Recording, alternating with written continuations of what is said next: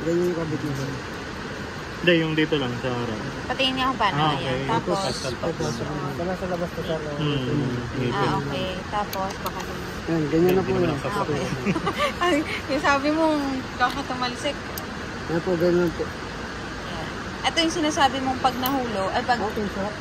naputol, yan yung possible na tatalsik. Yes po. Okay. Double check nyo lagi, sir, kung nakalak na bago nyo po. Opo, ito. May lock po ba yan? Ito po, ito po. Ayan po, nakabukas pa po siya. Pag nakaganyan kayo, nakawak na po. Okay. Kaya po kasi hindi pa gano'ng...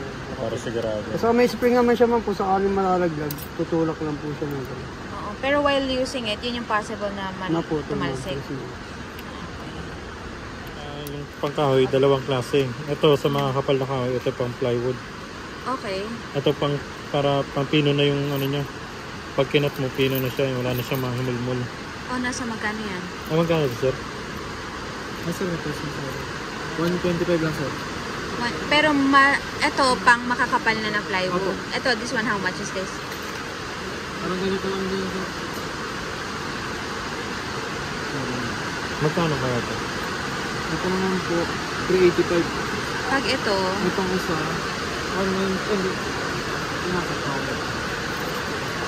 Papatik lang po natin. sige po. Ilagay na. Gaganyan nyo lang po, tapos bibitawan nyo lang.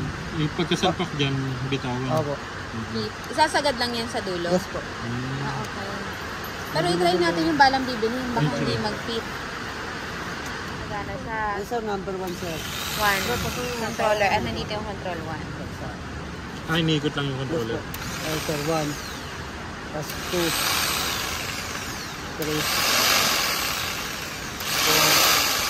Tapos 5. Tapos may, ano pa sa sir, 6 po number. Hindi ka siya mabilis yung minute mo. Hindi naman po sir. Lagi nyo lang gamitin sa mga number 3 lang, number 4. Depende naman po kasi sa kapal ng plywood dyan sir.